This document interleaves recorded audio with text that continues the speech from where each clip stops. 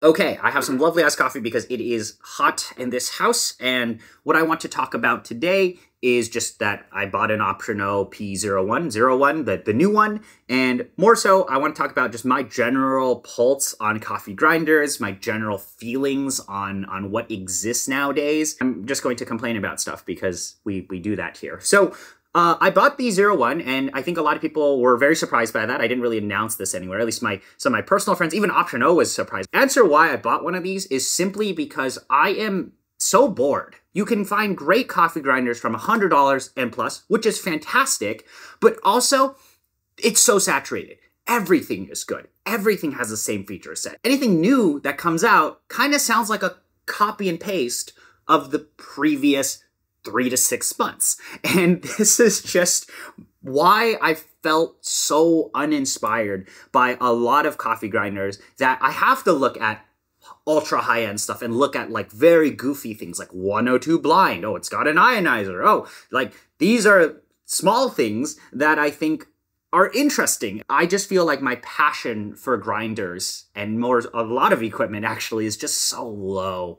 And it's just because I look at what all these other companies are doing to the general market, and I'm just like, wow, it's like you're re-releasing the same product over and over, and if not, you're getting the same stuff from a different company. And I think this is most evident in something like 64mm flatbed grinders. We have gotten to a point where you have to do shit like this. You have to put a scale on a catch cup, like, you know, this grinder here. You have to do that to make this attractive because every other grinder has 64mm burrs. You can put SSP burrs in it. They're all relatively easy to align. They all have an ionizer. They all have variable RPM. And it's like, I just named 7 or 8 different grinders that have the exact same feature set.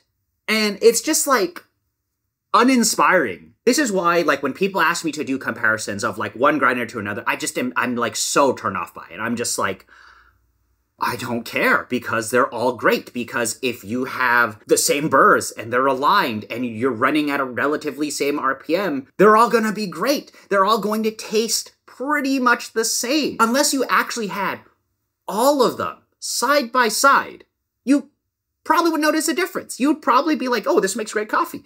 And that is kind of the challenge that I have as an enthusiast, where I'm just kind of bored. That's why I'm like, okay, if I just give this coffee grinder stuff another chance, and I'm gonna buy this goofy 01, will this re-inspire me in some sort of way? Well, we'll find out. On the upside though, it's great for you guys as consumers because there are great options here. I feel like today, you can blind buy most grinders. You can just straight up go and buy a $3 grand grinder and it's fine.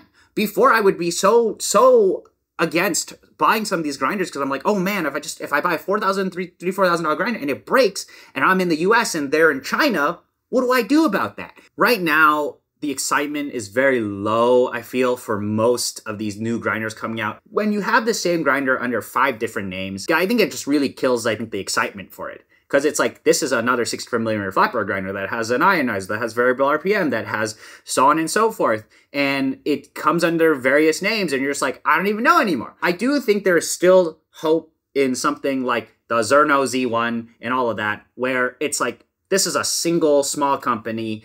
There are guys that you can talk to, and people are just generally more excited about it. But if it's like a white label grinder, I just feel like, come on. It's like, oh, it's another one. It's another one. How many of these do they have? And they keep pumping them out more and more and more. And a lot of this just makes me kind of sad about the state of coffee grinders. I mean, seeing stuff like this is, you know, part of me, I'm like, oh, this is really interesting that they're doing weird shit like this. But the problem is that is what you have to do to stay relevant now, it seems. It's like, is this really a selling point for why we should buy a grinder? I just feel like there's so much more outside of this. Maybe these companies should try a little harder in telling you about why their brand is cool, not telling you, regurgitating the fact that their grinder has the exact same specs as everybody else. But That's the problem when your grinder is made in China and it's white labeled by like 5 other people. Like, I don't know. It's gotten to a point where I'm just like, oh my God, I just want to talk about this. I just am like so maybe just disappointed with the coffee grinder space right now, where I'm just like, people have solved everything. It's all solved.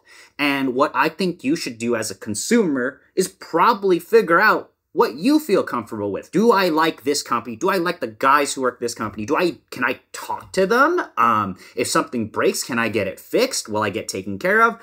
Rather than like, is this gonna perform well? Because everything performs well. Anyway, I just wanted to talk about that a little. I hope getting this new 01 will maybe re-inspire me and make me happier.